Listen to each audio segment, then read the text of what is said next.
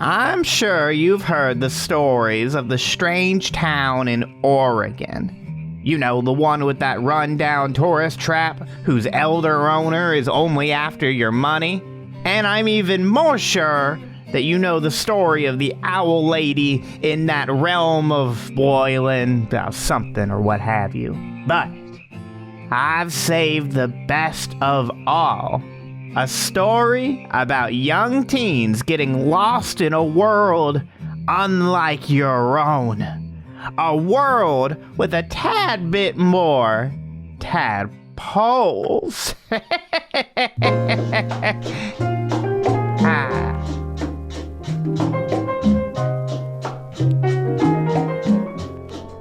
Hi there, I'm Scott D. Forsyth, professional voice actor and pop culture enthusiast. Today, we are talking about one of my favorite cartoons to come out in the past few years. I'll be going over my initial thoughts from the show back in 2019, why the show needs to be on your radar, and why I think Amphibia is best of all. But first, let's take a quick break and get right back to the show. So, Amphibia was a recent Disney animated series released from 2019 to 2022. It was a show that focused on a young teen named Anne Boone Choi who was whisked into a magical world full of frogs and other amphibians. So you have newts and toads and axolotls. Shout out to all you amphibian lovers out there. And actually, I gave this series my pick for Best TV Show of 2019 on ScottyMeLad's Best of the Year Roundup videos. And this is what I thought about the show in a condensed, paraphrased version. I thought that Amphibia reminded me of DTVA's other catalog of shows by being bouncy and fun for a younger audience, yet it has deeper material for an older audience and a protagonist who is unlike the typical good-natured hero you find in these series. Back in our Best of the Year picks, I was just focusing on Season 1, and I still stand by a lot of that. I think that's a good, brief look at what Amphibia was. Just a happy, silly, fun show that had, an overarching story that was pretty compelling. Now, in that, I kind of mentioned the DTVA. I do probably need to go into that because a lot of people don't know what that is. And that stands for Disney's Television Animation Department. And that's been around since the early 80s.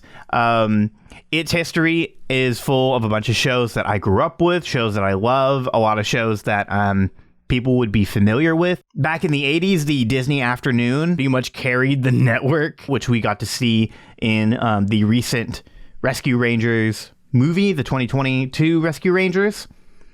So as much as I would love to go over the history of the DTVA, which would make a very excellent episode of Best of All, I am more focused on its more modern incarnation, the kind of 2010s era. And so when I say the 2010s era, I'm really mostly focusing on Gravity Falls. So Gravity Falls came out in 2012. It was a mystery series that had 2 seasons on Disney Channel. I'm pretty confident that most people know about that show. It is it's a beloved series. One that totally needs to have an episode about itself. But if we want to get more technical, the DTVA's 2010s era actually started with Kick Buttowski, Fish Hooks, Motor City, Tron Uprising. So all of these shows that have varying degrees of fans. Fish Hooks had a audio that went viral on TikTok recently. That was the, I like you, have a cookie. I like you, have a cookie. It's a fine show, but Gravity Falls was the outlier in this. It really pushed the network in a very new direction that hadn't been seen in a while. It was the most, to me, Gravity Falls is the most not Disney show to ever come out. It feels like it would be more at home on Cartoon Network, but that is not the case. I think if we didn't have Gravity Falls, that Disney would not want to would not be as comfortable pushing like very bold stories, and like be in the market for intricate, compelling series that have these really, really in-depth mysteries, and relatively more adult themes that you wouldn't see in kids' cartoons. But that wasn't the case. Kids loved Gravity Falls. I was a bit old. I was just finishing high school when Gravity Falls was kind of in its prime. To have like a serialized comedy that was just more than being a Monster of the Week type show was so huge. And even though it had a really awful production line because Disney tried to screw it over multiple times, its fans kept growing. And honestly, I would say their fans are bigger now than they were before. Like it's a show that just kind of keeps getting bigger and bigger. So you had these shows that were building off of Gravity Falls, and Amphibia was one of them. It's technically actually the last of the 2010s era of the Disney TV show, Disney television network, which is really funny because it came out in 2019. And I think all that's funny because the series has roots in Gravity Falls in more ways than one. They have a lot of people who worked on the show. Matt Braley, who I think in one video I said Matt Bradley, but it's Braley. He worked on Gravity Falls before he developed Amphibia. There's an episode of Amphibia where they just kind of do an episode of Gravity Falls, a frog version of it. It's very, very cute and kind of ties in the worlds together because it's never like full out confirmed, but like these shows are technically connected, along with the Owl House and Star vs. the Forces of Evil. Those shows are technically within the same world. Because of Gravity Falls has led this like 10 years of these shows that has like such high quality writing and animation that is geared and accessible for multiple ages. That also like switch from just being a one-off episode to episodes that are way more serialized, where you need to watch them in order to understand the story. And Amphibia does that so well. And Gravity Falls did it too. Like this network has now kind of made their claim in this like genre and department. And it's the type of TV that I love. And I see in other TV shows that this type of storytelling is so heavily praised, but these shows tend to get glossed over because they're animated. If we can all agree that that's what makes a good TV show, then more people need to broaden what, their TV watching entails. I know like I'm the outlier in my friends group, that I'm the one who watches the most animated projects, whether it's TVs or movies. I mean, it comes with my job. I've just always been more geared towards that than live action shows. But like Amphibia is just such a wonderful show that really, really has so much to offer. And it really spins all of the archetypes on its head. Because yes, this would be considered in Japanese media an isekai, where it is a human person getting transported into a mystical world. But like the show goes on so much more than that, and it really focuses on 3 young teenagers who are at very different points in their life and realize that like they can act a certain way in high school, but they can't act that way in the real world. And I don't want to give too much away. I did mention in my original video of the best of TV 2019 talking about this, that Anne was a bit of a bully.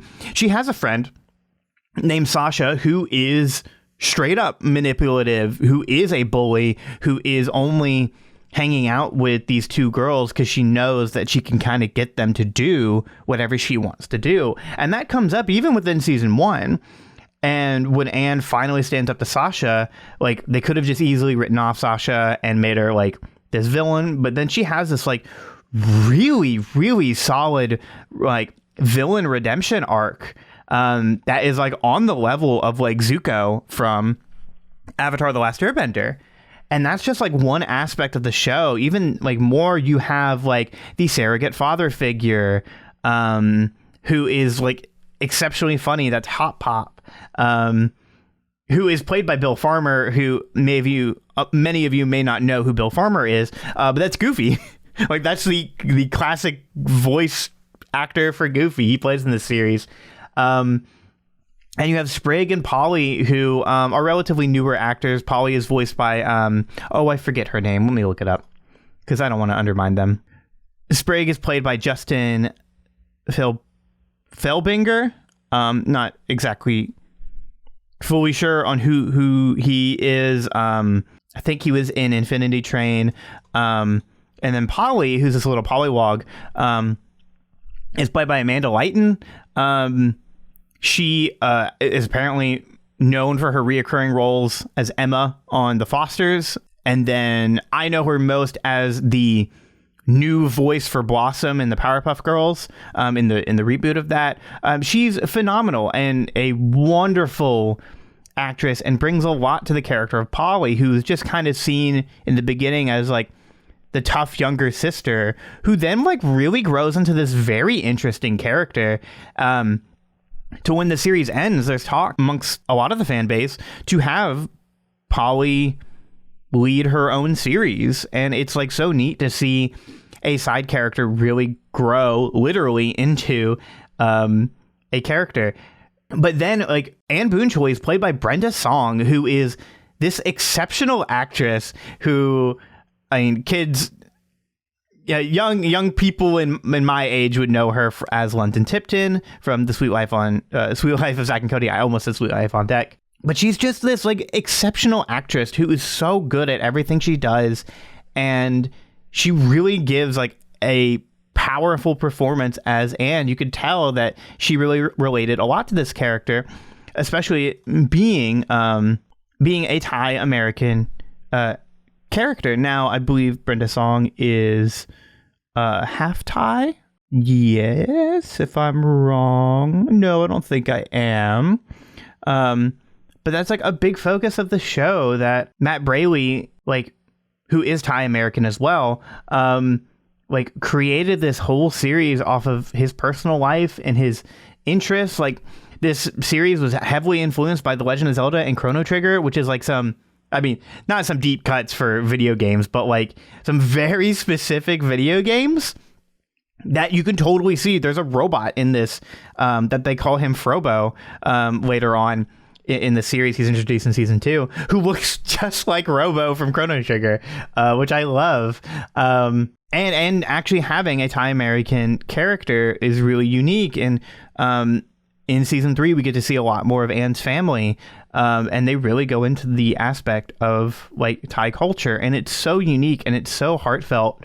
A show about like the Earth realm and a frog realm. Like it gets wacky, but like there's so much to enjoy in this series. And I don't know if I'm doing a good job of explaining like why the series is so good.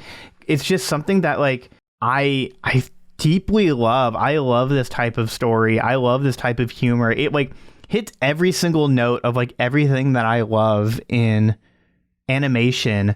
And it's just like it makes me really sad that not a lot of people are talking about it. I mean, it has a very big fan base online. I think mostly because I see all of that because I am I follow the creator. I follow people who like post art and stuff.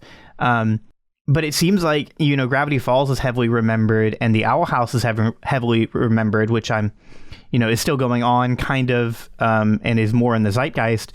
But like Amphibia deserves credit too. It is a well-crafted story that is so smart with its use of character development and foreshadowing. Like, I've rewatched the series, not like a lot, but I've rewatched some of the older episodes.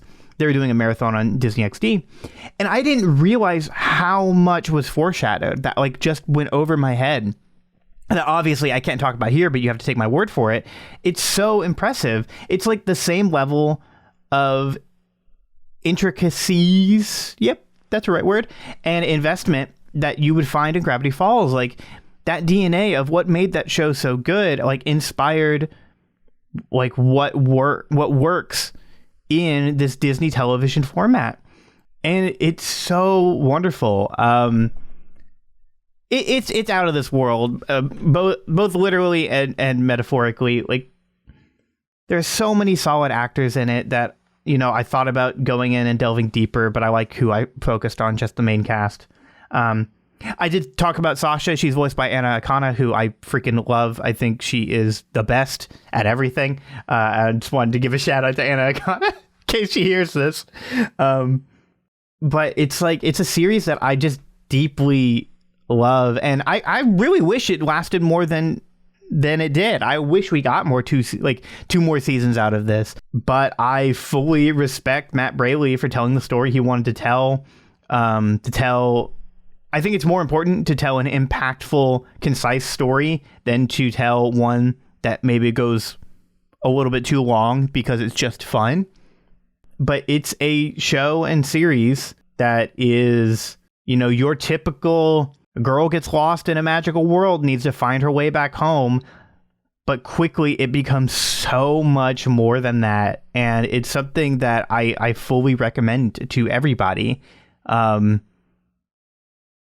And you will be invested in a solid story and series that will stick with you for a very long time. I know that it's done that for me. And you can easily check out Amphibia because all seasons of Amphibia are on Disney Plus.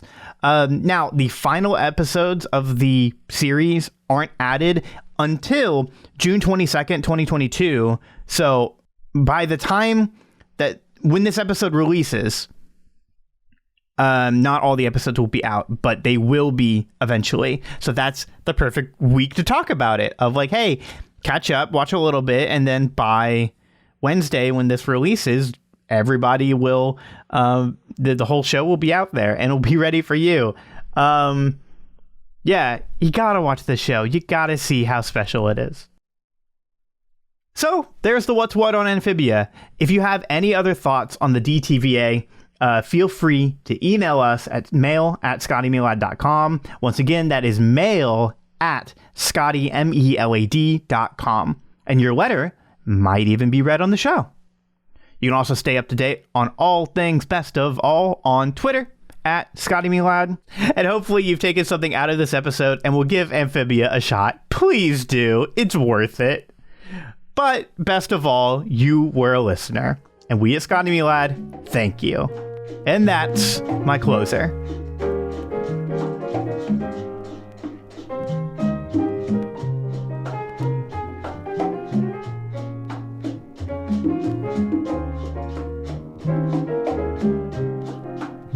Best of All was hosted and produced by Scott D. Forsythe, using the song Mia by Rolando Puchades from the album Canta as our intro and outro theme.